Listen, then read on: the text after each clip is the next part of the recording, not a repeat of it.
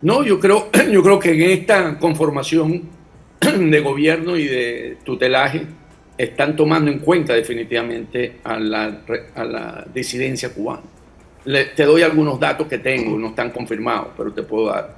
Excelente. Eh, el tutelaje estaría integrado por Manuel Marrero, ya no como jefe del gobierno, sino como delegado técnico.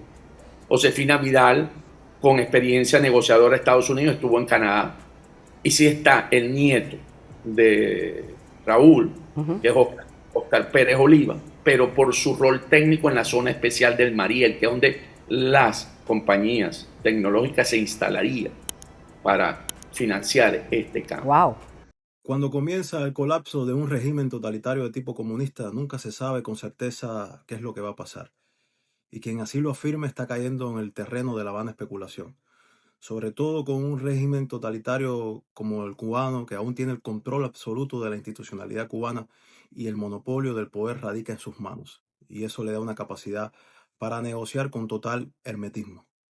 Pero si las palabras que este señor ha pronunciado y que hoy se han propagado por redes sociales son ciertas, en la que se supone que ya existe un gobierno de transición pactado con Estados Unidos en el que figuras del castrismo operarían como representantes de un proceso de desmontaje del propio régimen, pues no sería de extrañar. El régimen comunista totalitario de Cuba nunca ha contemplado la reforma como un camino político, porque esto implicaría la emergencia de nuevos contrincantes económicos y políticos que le disputarían su propio poder sobre el monopolio de la vida del país. Por lo tanto, el régimen castrista siempre ha procurado eternas y sucesivas campañas de rectificación de sus propios errores. Pero resulta interesante que este señor se refiere en su supuesto acceso a la información de esta transición, que las tecnológicas estadounidenses, esas que radican en Silicon Valley y que lideran esta revolución de la inteligencia artificial, conducirían la inversión en esa futura reconstrucción de Cuba, trayendo millonarias sumas e invirtiendo en la infraestructura del país.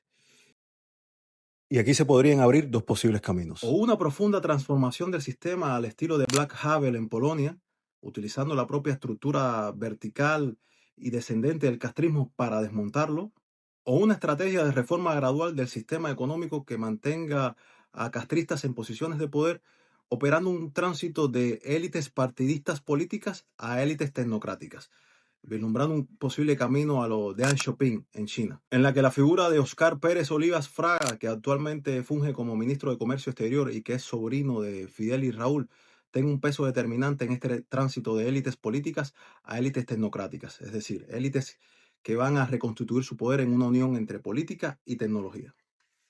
Lo cierto es que ante una oposición inexistente que no puede articular un proyecto en la vida política nacional, sin auspicios, sin apoyos internacionales y sin una capacidad de movilizar apoyo financiero para presentar un plan claro y determinado ante este colapso del castrismo, y también la ausencia de un pueblo que sigue presentándose como espectador pasivo de su propia desgracia, siendo neutralizado y estando a la espera de lo que pueda pasar. Y por supuesto también un régimen totalitario que es astuto y por eso ha permanecido 67 años en el poder, que está dispuesto a fingir, a mentir y a presentar cualquier tipo de estrategia en la que su permanencia en el poder siga perpetuándose.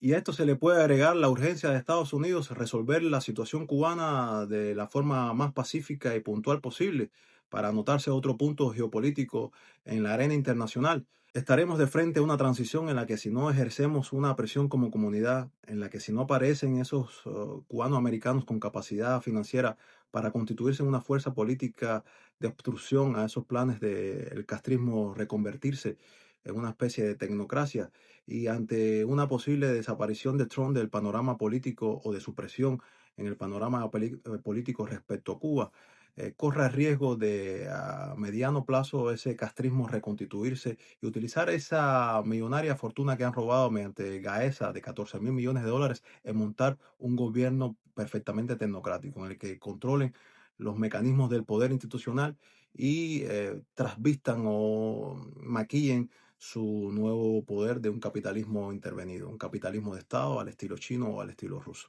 Queda por ver el desenlace. Lo cierto es que por ahora lo más importante es que acabe de colapsar ese régimen tirano y criminal y el camino está por ver. Pero necesitamos estar más presentes en los futuros de nuestro propio país.